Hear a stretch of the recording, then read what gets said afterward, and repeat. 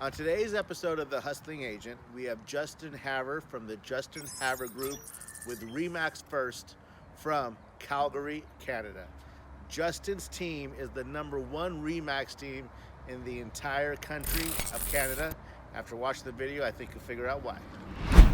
Sitting here today with Mr. Justin Havre from Justin Havre and Associates of Remax First in Calgary, Canada. And I really wanted to bring Justin on because, like I said, he's one of the top team leaders in the world, right? And our first international guest outside of the U.S. So I want to see how things are, because you guys are in an oil town too, right? Yeah, our entire province is, major economy driver is the oil and gas industry. Yeah, so really relevant to a lot of the stuff that we're dealing with right now, right? I mean, are you guys seeing an effect from what's happening with the oil futures? Oh yeah, you know what? I think we're in for a 1-2 punch here, basically. I mean, obviously everybody's dealing with this virus, if you've heard of it.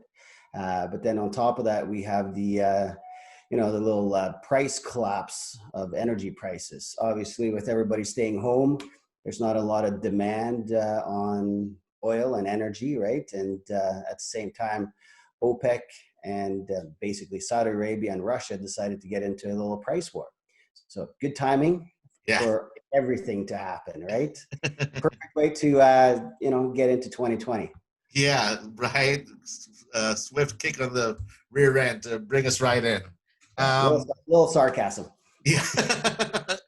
What are you seeing with the housing market? Because you guys sell a ton of houses. What are you seeing with the housing market there in Calgary, brother? Well, you know what? I think pretty much just like every other market that's been impacted by the COVID-19, we've seen sales slow down. I hear they're the odd market that are seeing a lot of activity. But in our marketplace, we've seen sales has come to a halt, not necessarily to a complete stop, but sales are down by about 64% so far this month. Now, do you guys have that essential and non-essential thing happening in Canada as well with different areas? Yeah, so here in our province, our government deemed us an essential service, which is good. So we're still able to show properties, vacant and occupied homes. We're not allowed to do any open houses for obvious reasons. But we're still able to facilitate people, whether they're buying or selling. Obviously, we saw a lot of people hit the pause button, which is completely understandable. But we Sure. still have a lot of people that are buying because they have needs and wants. They may have sold their house before the COVID-19 hit, and they needed to get into something. And we're also helping, a lot of people buying and selling virtually. Yes, and you guys have done quite a few of those now, right? A lot of Yeah, the virtual sales. yeah. I mean, we were doing some of it before as well, but now more so. And it's quite interesting. People are more receptive to it. I definitely do think that a lot of the stuff that we're doing now because of the COVID-19 will perhaps stick around after the fact as well. Because, let's be honest, it's pretty convenient to jump on a Zoom call with a client to have a face-to-face virtual meeting rather than try to, get an appointment set to get belly to belly. Yeah, drive all over town, deal with all that stuff. Um, Go ahead. Yeah, and I was going to say, like, you know what, like even if you're dealing with a lot of sellers, we've been in a pretty suppressed market for many years because of the original price collapse in energy prices in late 2014. So for the last 5-6 years, we've really been, struggling economically because of all the job losses in our province. For some odd reason, a lot of the major oil companies have been pulling out of Alberta, come down to you guys because it's makes more economic sense for companies to operate in your environment with lower taxes, right? So Trump has done a good job there by attracting, companies with lower taxes here in our province. That's been a challenge. So, Wow. we would always be encouraging the agents to have face-to-face meeting with sellers to discuss, reposition, price adjustments, that kind of stuff. And if you think about that, now if we all apply, video conferencing such as Zoom, get the sellers on the Zoom call to talk about, pricing strategy after the fact. It's more convenient for the seller because you may have one at work and one at home, so they can both log into the Zoom call. And for the agent probably saves a half an hour drive time each way, right? So that will allow the agent either to focus more time on their business or more time with the family, and again, it will also be convenient for the consumer. And I really think like a lot of these sellers, they really don't want us in their house. Not for a long time anyways, right? Like they want us to see the house, do the pitch, and get out. Yeah, That's at and I least my mean, experience. you know what? Health and safety is obviously on the forefront of everyone's minds these days. And, here in our province, we've implemented basically an agreement or a disclosure form that the buyers have to sign acknowledging that they have not been sick in the last 14 days, they haven't traveled, that they're in good health. And then for every showing, we have to send that document over to the seller, and the seller has to fill out their portion of it and sign it as well. So it's added a couple extra steps to the showings, but again, ensuring that everyone is healthy if we are entering an occupied home. Yeah, and you know what? We have the same thing here. I wonder who had it first, California or Calgary. I don't know. I think probably right around the same timeline for everyone, right? Because we're pretty much in this together here in North Yeah. America. Yeah, the reason I say California is I don't know if you see the news here, but our governor has been pretty outspoken this entire time, right? Yeah. So so you're like this marketing genius, right? Like somebody that I look at what you're doing and I try and copy it to the best of my capability. How have you changed your marketing strategy during this time? I don't know if I'd call myself a marketing genius. I'm just trying to operate a business within the environment that we're in. And, it's all about exposure. And when I first got in the business, it was, all about being online. And that's something that I've invested massively into consistently for 15 years. The last 5-6 years, I added, billboards, radio, TV, that kind of stuff. So one of the things that we did immediately as the COVID-19 hit, and I kind of saw the writing on the wall that we were going to get pretty much shut down, I decided to, put a big pause on a lot of the advertising. Now, by that, I mean pausing my spend on, especially on radio, TV, billboards, but it was very fortunate also to have our advertising partners step up and say, hey, you know what? We still want to see your billboards up. We are not going to charge you. We still want to see, have you on the radio free of charge. So, that's just a testament to having some incredible marketing partners that are obviously seeing the bigger picture and in it for the long term. That's great. They hooked you up, man. Good. Yeah, you know what? I mean, so far so good, right? We got to kind of look at obviously the revenue that the company is bringing in, and be somewhat smart with where we put the money. Because my initial thought about it, and this is something that I do every year around Christmas time, is I kind of pause a lot of the advertisements over the holidays because I don't want to compete with all the noise. And I kind of had the same mindset when it came to this pandemic. Everything that you see all over the media was about the COVID-19 and a lot of people sitting in fear. So for me, it didn't make any sense to be pumping out, radio ads and TV commercials, trying to push real estate because the consumer doesn't want to hear it, right? That would probably backfire pretty good right now.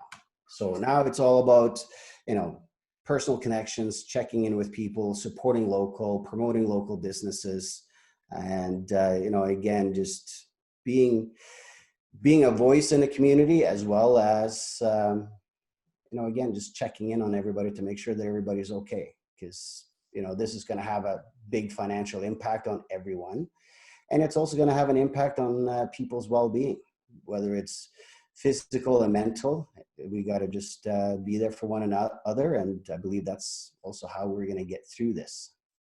Yeah, man, and that's a great point. I just want to give you some props because I've been seeing your lives or your videos you post almost every day, right?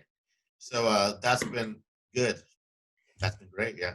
Yeah, no, you know what? I made a public commitment on Facebook during a Facebook Live that I would do a Facebook Live every day of this pandemic. There's been 3 days that I've missed, and I'm okay with taking a day off on the weekend or day off during Easter, that kind of stuff. But it's Sure. just getting the messaging out there.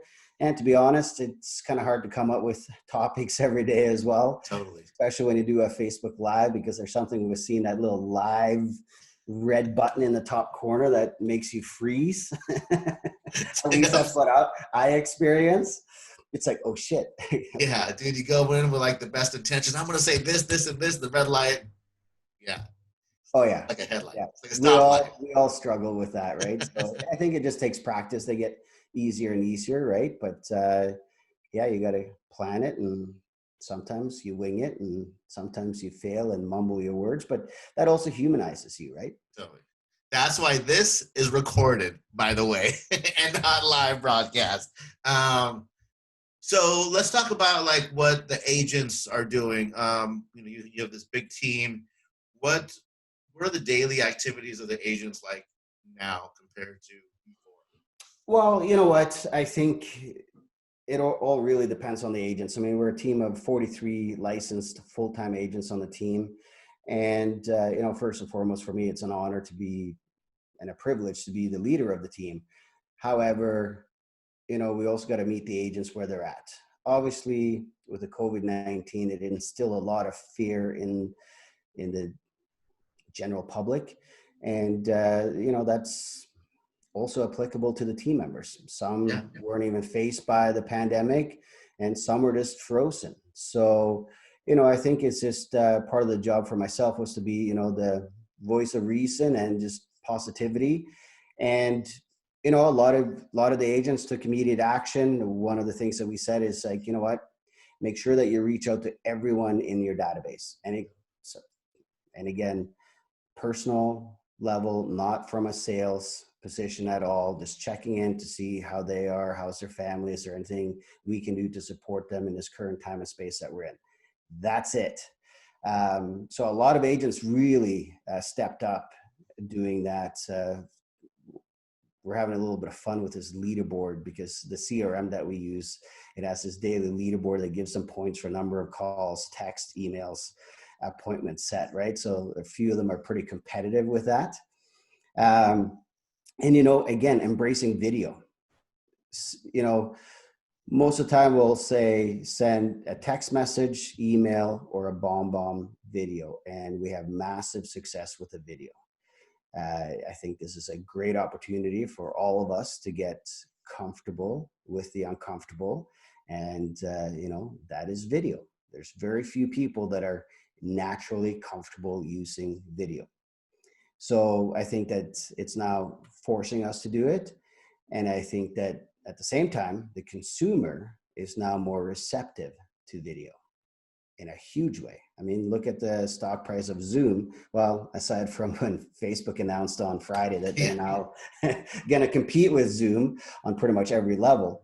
But, the consumers are way more receptive to video. So that means that if we want to be relevant, especially in today's marketplace and moving forward, we need to embrace it and we need to get good at it. And we need to apply it consistently on a daily basis.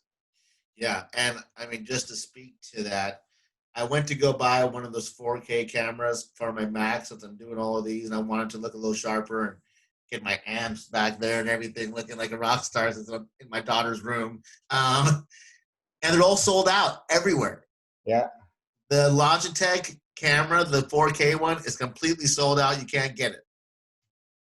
So people are adapting. Good, and I think that you're right. I had, as soon as this hit, I had some agents who just disappeared, probably frozen, kind of like, I'm sure we were partially too. But when you have the responsibility of figuring it out for other people, then you got to figure it out. Yeah, and you know what? We saw the same. We saw some people just completely freeze, and just one of the things we did as a leadership team on our team was, checking in with the agents on, several times a week. And so we created basically a little internal spreadsheet so we can kind of keep track of who we're checking in with, how often. And we were doing that on a weekly basis. And I think that's really been good for the agents.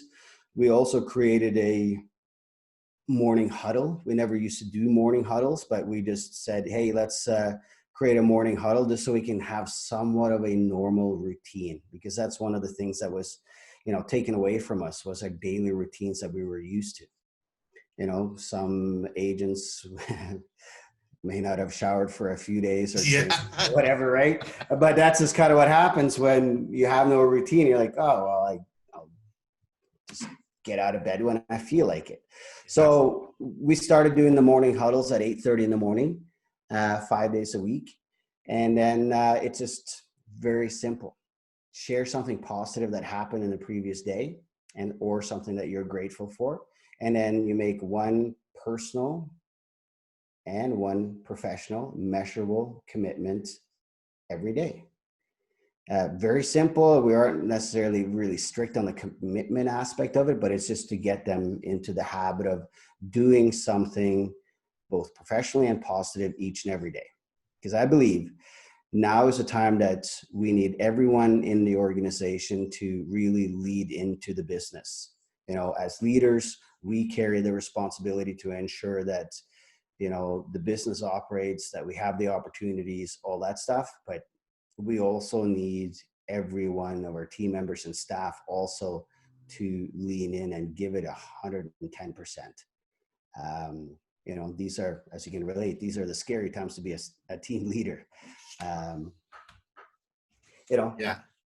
Some sleepless nights, but you know what? We carry stress just like everyone else, just like an individual agent, just as an agent on a team. It's all stressful, right? We all feel it. Absolutely. It's compounded, I feel sometimes, right? By the amount of responsibilities. It's funny too about the huddle, because I did them forever. And then I stopped to do the weekly self-led accountability groups. But then when this came back, we got the huddle back up, and I think it's great. Yeah. Got to get the agents thinking about something to commit to. I have them write it in Slack every morning, and then we talk about it on the huddle too. So that's been working. Yeah. And now they actually write it down once and then say it. And I haven't been strict either. I think it's the wrong time to be strict. It's more about just the practice and habit, right? Yeah, you know what? It's just them getting into that routine, right? And for all of us, everybody that's participating in it is just very, very thankful for the morning huddles, and they really appreciate it, and they really look forward to it every day, because it just sets the day off on a good foot, right? It's Good direction, stuff. positive direction, right? So you're a big, huge, successful team leader that I admire and respect. What's your advice to me being a fellow team leader? Advice are the fellow team leaders. You know what? Invest in your people. I mean, as you know, that's, the best investment that we can make is into ourselves and also into our team members. It's all about creating an experience for the agents, just like we want to create experiences for our clients. We got to look at our agents as partners, and, ensure that we create a great positive environment for them to succeed, with the right level of tension / accountability. Although that is one of the things that we all fear the most is accountability, because it probably brings up some childhood trauma that we all had around accountability, right? But at the same time, if it done right, and it's a very, very fine line, it can actually produce a lot of great results. And, a lot of that time, I mean, obviously you're coaching with Shep Black as well. And it's just the art of navigating through human emotions, right? Once we can understand our own emotions, we have, better tools to be able to be a better leader, and also to guide them through their challenges. Life happens. We all have our ups and downs. Team leaders do the same, as well as team members. And we just got to meet the agents where they're at and come from, a supporting mindset, And, you know, if an agent fails in your system, it's up to you to take responsibility for that. Where did you fail? You know, Yeah. was that part of your training process? Was there something that you could have done better? So, you know, it's not easy being a team leader by any shape, way, or form. I can completely relate to that. Um, it's a lot of responsibility. It's a lot of pressure, especially, you know, when you have, like in my case, I got 50 families that rely on me to provide for them so they can put roof over their head, food on the table. And in challenging markets, you know, that can be pretty scary. You know, in a Sure. good market, anyone can sell real estate. Yeah. No, Heck, man, if I it's think owned you by nailed it. owners, they can sell it. It might get a little messy, right? But you know, in challenging markets, it's all about ensuring that you know, everyone in the organization is on the same page. Would you say that the accountability piece is maybe more important than ever during the challenging time? Well, I think it's always important because I mean, and again, depending on where you're at in your marketplace, if the consumer has a certain level of expectations for you, and if you're the team leader, basically it's your name on everything. You got to ensure that all your agents give the same client experience from start to finish or very similar, right, around your framework. So that's you know, what we have found that in challenging markets is actually where we have excelled, because the consumer has been seeking us out because we are known to get results in a challenging market. You know, being ranked the number one Remax team in all of Canada for 2018 and 2019 in perhaps one of the most challenging marketplaces because of, you know, the recession that we've been in due to the previous energy price collapse. So now we're just like, I guess that was just a practice run. Now we get to go into the real deep shit. Well, you guys will come through, man. Kind of a last question, fun question. What's the first place you're going to go to when this is lifted? The lockdown's lifted. Like, you talking about like a local lockdown, or are you talking about? Anywhere, brother. Like, what's some place that you're dying to go to? I know probably you and your girl say, man, when this is done, I want to go to. Yeah, you know what? Like, if I want to travel, definitely Hawaii. You know, that's a big place that we enjoy. But locally, just going to the movies again, just something simple. You know, me and my girl, we would check out a movie at least once a week. Oh, cool. There's something good out, right? And that, it doesn't happen anymore. Going to a local restaurant that we like to visit. It's a lot of the simple, basic stuff that. Sorry, my cat's trying to like video bomb us here. Um, you know, like some of the simple things like that that we all took for granted. And one of the things that I've really reflected on this go around was, you know, last January when I was with Shaplak on the ski hill and broke my leg.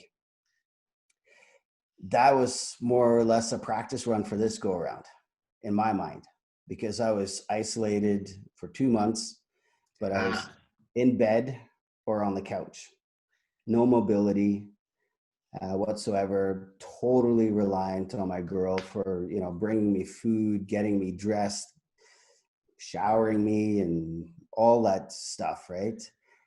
So this go around, it's, you know, hey, I got mobility. I can walk to the fridge. I can go outside. I can walk around the house. I don't have to crawl up the stairs, you know. oh, man, Um, brutal. so you know what, that kind of like put this into a pretty good perspective, because I mean, even with my injury, I realized that, you know what, health, mobility, it's all a privilege, right? It's all a gift, really. Totally.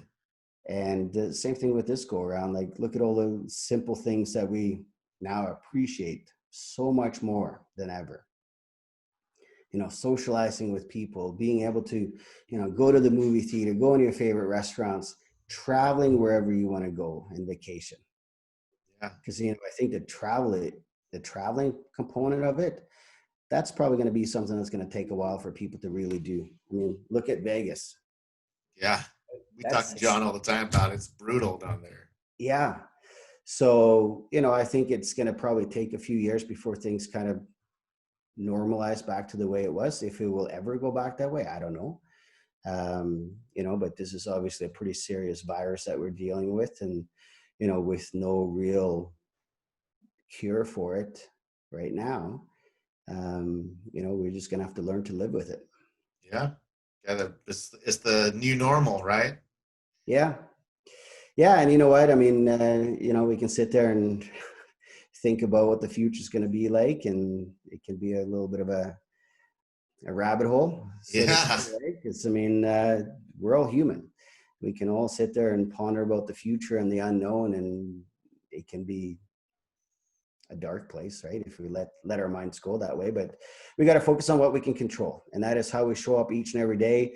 What action steps are we taking within our personal life and within our business? I know the one thing that we control is what we do each day. Yep. Day by day, man. And for all those agents out there, right? The market is the market. Look at that as a little square box. So it's up to you what you grab out of that box, and that's based on your actions today. And the harder you work right now, the more piece of that market share you'll get. And no one is entitled to any market share. It's all a result of the one thing that you control, and that's your action steps. Dude, I'm going to end it right there because I think you just nailed it. Thank you, Justin, for being on. Super good. We'll get this up and talk to you soon, man. Awesome. Thanks for having me. Thanks. Thanks for watching today's episode of The Hustling Agent. Share it with a friend. Follow us on Facebook, Instagram, LinkedIn, and YouTube. And we'll see you next time on The Hustling Agent.